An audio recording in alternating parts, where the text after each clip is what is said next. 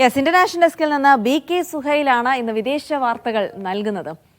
Suhail, good morning. ഏറ്റവും പ്രധാനപ്പെട്ട വാർത്ത ഗസയിലെ ബന്ദിമോചനമാണ് എന്നുള്ള കാര്യത്തിൽ സംശയമൊന്നുമില്ല. അതിനപ്പുറത്തേക്ക് ഇന്ന് ലോകത്ത് എന്തൊക്കെ നടക്കുന്നു എന്നറിയാനുള്ള കൗതുകം കൂടിയുണ്ട്. അപ്പോൾ എന്തൊക്കെയാണ് ഇന്നിപ്പോൾ പ്രധാനപ്പെട്ട വിദേശ വാർത്തകൾ ഉൾപ്പെടുത്തിയിരിക്കുന്നത്? Good morning Jilsy. ആദ്യത്തെ ഒരു വാർത്ത എന്ന് പറയുന്നത് ബന്ദിമോചനം തന്നെയാണ്. നമ്മൾ മാത്രമല്ല, ലോകം മുഴുവൻ കാത്തിരിക്കുകയാണ്. 20 ബന്ദികൾ ഗസയിൽ നിന്ന് വരുന്നു എന്നുള്ളത്.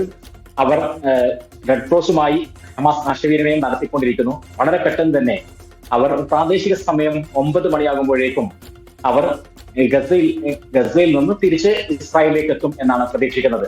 കഴിഞ്ഞ 2 വർഷമായി എങ്ങനെയാണ് ഹമാസ് ഇവരെ ഒളിപ്പിച്ചത്, അതേപോലെ തന്നെ അവരെങ്ങനെയാണ് സംരക്ഷിച്ചത് എന്നുള്ളതെല്ലാം അത്ഭുതകരമായി തന്നെ നിലനിൽക്കുകയാണ്. കഴിഞ്ഞ വർഷങ്ങളിൽ ഉണ്ടായതുപോലെയുള്ള, കഴിഞ്ഞ വെടിനിർത്തൽ കാലയളവിൽ ഉണ്ടായതുപോലെയുള്ള ഒരു ആഹ്ലാദ പ്രകടനങ്ങൾ അല്ലെങ്കിൽ ഒരു പരേഡ്, സൈനികമായിട്ടുള്ള സംവിധാനങ്ങൾ ഇതൊന്നും ഉണ്ടാവാതെ ആയിരിക്കും ഈ വെടിനിർത്തൽ കരാറിന്റെ ഭാഗമായി ഇവരെ പുറത്തേക്ക് എത്തിക്കുക എന്നാണ് നമുക്ക് മനസ്സിലാക്കാൻ സാധിക്കുന്നത്. യുദ്ധം അവസാനിച്ചു എന്ന് ഡൊണാൾഡ് ട്രംപ് പ്രഖ്യാപിച്ചത് മണിക്കൂറുകൾക്ക് മുമ്പാണ്.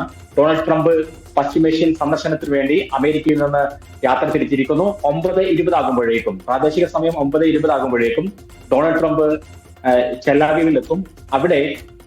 അപ്പോഴേക്കും ഈ ബന്ദികൾ അവിടേക്ക് എത്തിയിരിക്കും എന്നാണ് പ്രതീക്ഷിക്കുന്നത്. അവരുമായി ഒരു കൂടിക്കാഴ്ച ഉണ്ടാകും. താനാണ് ഈ ബന്ദിമോചനം സാധ്യമാക്കിയത് എന്ന ഒരു സന്ദേശം പങ്കുവെക്കുക എന്നുള്ളത് തന്നെയായിരിക്കും ട്രംപിന്റെ ഉള്ളിലുള്ള ഒരു മോഹം.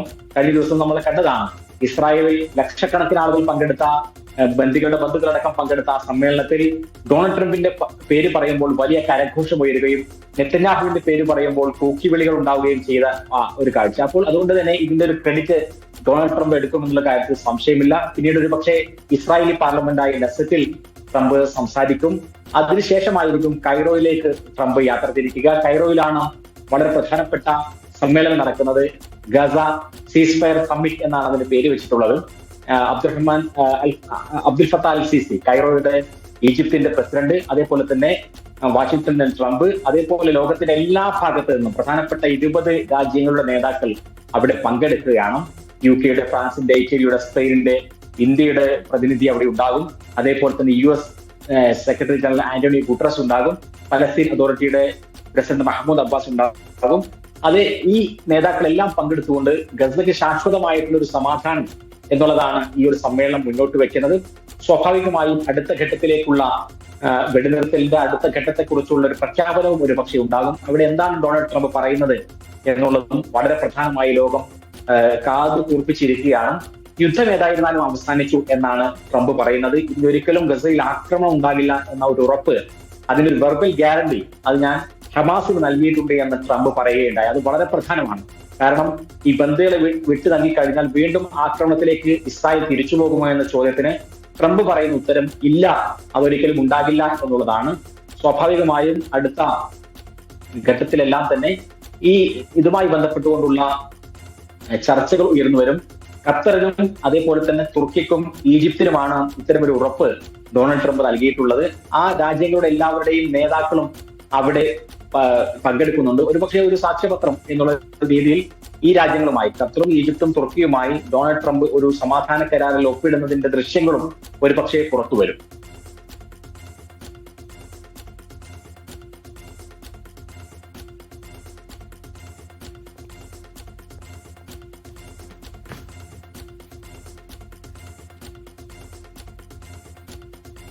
എന്തായാലും ആ ഒരു വിദേശ വാർത്തയുമായി ബന്ധപ്പെട്ടുള്ള വിവരങ്ങൾ തന്നെ നമ്മൾ നേരത്തെ നോക്കിയതാണ്. സുഹൈൽ, മറ്റു വാർത്തകൾ എന്തൊക്കെയാണ്? ഏറ്റവും രണ്ടാമത്തെ ഒരു കാര്യം എന്ന് പറയുന്നത് ഗസയിൽ തന്നെയുള്ള മറ്റൊരു വാർത്ത. സലാ ജാഫറാവി എന്ന് പറയുന്ന ജേർണലിസ്റ്റ്, അദ്ദേഹം കൊല്ലപ്പെട്ടു എന്നുള്ളതാണ്. എങ്ങനെയാണ് ഈ ജേർണലിസ്റ്റ് കൊല്ലപ്പെട്ടത് എന്നതിനെ കുറിച്ച് പലതരത്തിലുള്ള അഭിപ്രായങ്ങൾ ഉണ്ടെങ്കിലും നമുക്ക് കാണാൻ കഴിയുന്നത് ഇസ്രായേൽ തന്നെ പോറ്റി വളർത്തിയ ഒരു മിലീഷ്യയുടെ പലതരത്തിലുള്ള ഗ്യാങ്ങുകളെ ഇസ്രായേൽ അവിടെ വളർത്തിയിട്ടുണ്ട്. സലാ ജാഫറാവി കൊല്ലപ്പെട്ടത് ആ തരത്തിലുള്ള ഒരു ഗ്യാങ്ങിന്റെ ആക്രമണത്തിലാണ് എന്നാണ് നമുക്ക് മനസ്സിലാക്കാൻ സാധിക്കുന്നത്. ജാഫറാവി 28 വയസ്സുള്ള വളരെ പ്രമുഖനായ ഒരു മാധ്യമപ്രവർത്തകനായിരുന്നു.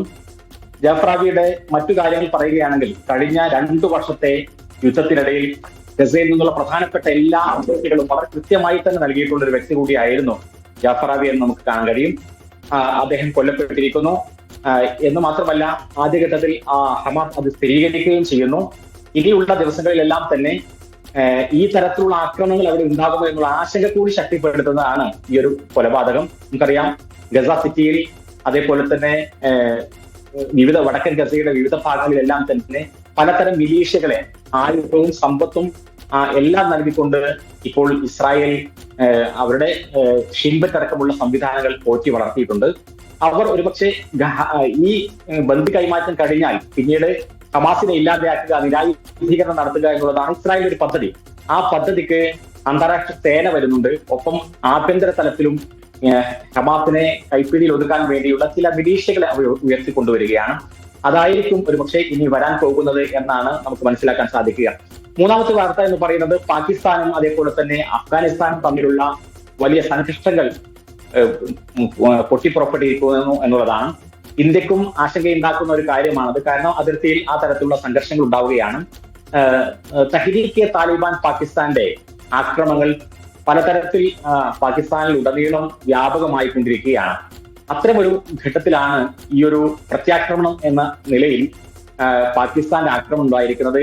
11 പാക് സൈനിക കേന്ദ്രങ്ങൾ ആക്രമിച്ചുകൊണ്ടാണ് കഴിഞ്ഞ ശനിയാഴ്ച ഈ ഒരു ആക്രമണം തുടങ്ങുന്നത്. അങ്ങനെ അഫ്ഗാനിസ്ഥാനിലെ സൈനിക പോസ്റ്റുകൾ പാകിസ്ഥാൻ ആക്രമിക്കുന്നു. 19 സൈനിക പോസ്റ്റുകൾ തങ്ങൾ കീഴടക്കി എന്നുള്ളൊരു പ്രഖ്യാപനം പാകിസ്ഥാന്റെ ഭാഗത്ത് നിന്നുണ്ടാകുന്നു. 200 അഫ്ഗാൻ പൗരന്മാർ കൊല്ലപ്പെടുന്ന സാഹചര്യം ഉണ്ടായി. അവരെല്ലാവരും തീവ്രവാദികളാണ് എന്നാണ് പാകിസ്ഥാൻ പറയുന്നത്. അതിന് പ്രത്യാക്രമണം അഫ്ഗാനിസ്ഥാനും ആരംഭിക്കുകയായിരുന്നു. അതിനെ തുടർന്ന് 58 പാക് സൈനികരെ വധിച്ചു എന്ന് അഫ്ഗാനിസ്ഥാനും അവകാശവാദം ഉന്നയിച്ചു. അതേപോലെ തന്നെ പല സൈനിക പോസ്റ്റുകളും തങ്ങൾ കീഴടക്കി എന്ന് അഫ്ഗാനിസ്ഥാനും വലിയ അവകാശവാദം ഉന്നയിച്ചു. ഇങ്ങനെ ശക്തമായ ആക്രമണം തുടരുന്ന ഇടയിലാണ് കരാക്രമണത്തിനോടൊപ്പം തന്നെ വ്യോമാക്രമണവും ഈ അഫ്ഗാനിസ്ഥാൻ മേഖലയിൽ പാകിസ്ഥാൻ ശക്തിപ്പെടുത്തുന്നത്. അതിനെ തുടർന്ന് വലിയ സംഘർഷത്തിൽ ഒരു യുദ്ധസമാനമായ സാഹചര്യത്തിലേക്ക് കാര്യങ്ങൾ പോകുന്നു. കാബൂളിൽ വരെ സ്ഫോടനം ഉണ്ടായത് പാകിസ്ഥാനാണ് ഇട്ടത് എന്നതിനെ കുറിച്ചുള്ള സ്ഥിരീകരണം ഉണ്ടായിട്ടില്ല. പക്ഷേ അഫ്ഗാനിസ്ഥാനിൽ ഉടനീളം ചില സ്ഫോടനങ്ങൾ ഉണ്ടാവുകയും ചെയ്ത സാഹചര്യം വലിയ യുദ്ധത്തിലേക്ക് പോയി. അതിനെ തുടർന്ന് ഖത്തറും സൗദിയും അടക്കമുള്ള രാജ്യങ്ങൾ ഈ വിഷയത്തിൽ ഇടപെട്ടുകൊണ്ട് താൽക്കാലികമായ ഒരു സമാധാനത്തിലേക്ക് വന്നിട്ടുണ്ട്.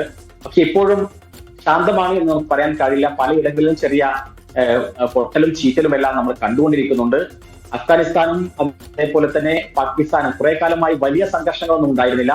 താലിബാനെ സഹായിക്കുന്നത് പാകിസ്ഥാനാണ് എന്നടക്കമുള്ള വിമർശനങ്ങൾ ഒരു ഭാഗത്ത് ഉയരുമ്പോൾ ഇപ്പോൾ ഈ രണ്ട് സർക്കാരും തമ്മിൽ വലിയ ഫൈറ്റിലേക്ക് പോകുന്നു എന്നുള്ളതാണ്. നമുക്കറിയാം 2600ഓളം കിലോമീറ്ററാണ് അഫ്ഗാനിസ്ഥാനും അതേപോലെ തന്നെ പാകിസ്ഥാനും തമ്മിൽ അതിർത്തി പങ്കിടുന്നത്. ഈ പ്രദേശങ്ങളിൽ വീണ്ടും ഒരു ആക്രമണം ഉണ്ടായിക്കഴിഞ്ഞാൽ അത് വലിയ തരത്തിലേക്കുള്ള സംഘർഷത്തിലേക്ക് കാര്യങ്ങൾ പോകും എന്നുള്ള കാര്യത്തിൽ തർക്കമില്ല. നിരവധി പേർ കൊല്ലപ്പെടും. ഈ രണ്ട് ഭാഗത്തും നമുക്കറിയാം തീവ്രവാദ ഗ്രൂപ്പുകളും അതേപോലെ തന്നെ തീവ്രവാദ ക്യാമ്പുകളുമുണ്ട്.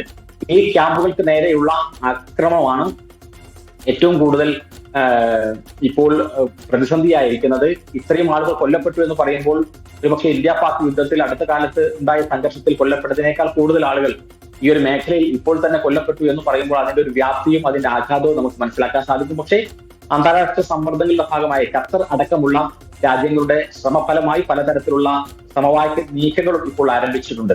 ഏതായിരുന്നാലും ഈ 3 വാർത്തകൾ നമ്മൾ ശ്രദ്ധിക്കുകയാണെങ്കിലും അതിൽ ഏറ്റവും പ്രധാനം എന്ന് പറയുന്നത് ഇപ്പോൾ ഗസയിൽ നടന്നുകൊണ്ടിരിക്കുന്ന കാര്യം തന്നെയാണ്. ബന്ദിമോചനം എന്ന് പറയുന്നത് നമ്മൾ ലോകമാകെ കാത്തിരിക്കുന്ന ഒരു കാര്യമാണ്. നമ്മൾ അറിയാൻ സാധിക്കുന്നത് 2 മണിക്കൂർ മുമ്പ് ഇവിടെ എത്തുന്നതിന്റെ ഗസയിൽ നിന്നും ഈ ആളുകളെ ബന്ദികളെ 20 ആളുകളെ മോചിപ്പിച്ച് അവിടേക്ക് എത്തുന്നതിന് മുമ്പ് ഈ റെഡ് ക്രോസ് ഇസ്രായേലിന് സന്ദേശങ്ങൾ കൈമാറും എന്നുള്ളതാണ്. അങ്ങനെ ഈ സന്ദേശം എത്തിക്കഴിഞ്ഞതോട് കൂടി തന്നെ ഇസ്രായേലിനുള്ളിൽ വലിയ ഒരുക്കങ്ങൾ ആരംഭിക്കും. ഇപ്പോൾ തന്നെ ഉറക്കമിളച്ചുകൊണ്ട് 10,000 ചെല്ലാബീവിന്റെ തെരുവിൽ കാത്തിരിക്കുന്നുണ്ട്. ബിഗ് സ്ക്രീനുകളുണ്ട് അവിടെ. എല്ലാവരും തന്നെ ഇതിന്റെ ഓരോ നിമിഷവും ഒപ്പിയെടുക്കാൻ വേണ്ടി കാത്തിരിക്കുകയാണ്. പല ആളുകൾക്കും വൈകാരികമായ നിമിഷമാണ്. ഒരിക്കലും കിട്ടില്ല, തിരിച്ചു ലഭിക്കില്ല എന്ന് വിചാരിച്ചിരുന്ന ആളുകൾ അങ്ങോട്ട് എത്തുകയാണ്. അതിനു മുമ്പ് ഇവർക്ക് ഗസയിൽ പലതരത്തിലുള്ള ആരോഗ്യ സംവിധാനങ്ങളും അവിടെ ഒരുക്കിയിട്ടുണ്ട്. അവിടെ ഒരു ആരോഗ്യ ചെക്കപ്പ് നടത്തിയതിനു ശേഷം അവിടെ തീർച്ചയായും തന്നെ വലിയൊരു ആകാംക്ഷക്കാരതിയാവുകയാണ് ജിൽസി. എവിടെ നിന്നായിരിക്കും ഈ ബന്ദികളെ ഇറക്കിക്കൊണ്ടുവരിക? അവരുടെ ആരോഗ്യം എങ്ങനെയായിരിക്കും? അവർക്ക് ഇത്രയും നാൾ ആ നാട്ടുകാർക്ക് ഭക്ഷണം ഒന്നും ഉണ്ടായിരുന്നില്ല. അപ്പൊ ഈ ബന്ദികൾക്ക് എങ്ങനെ ഇവർ ഭക്ഷണം എത്തിച്ചു എന്നൊക്കെയുള്ള ചോദ്യങ്ങൾക്ക് ഉത്തരം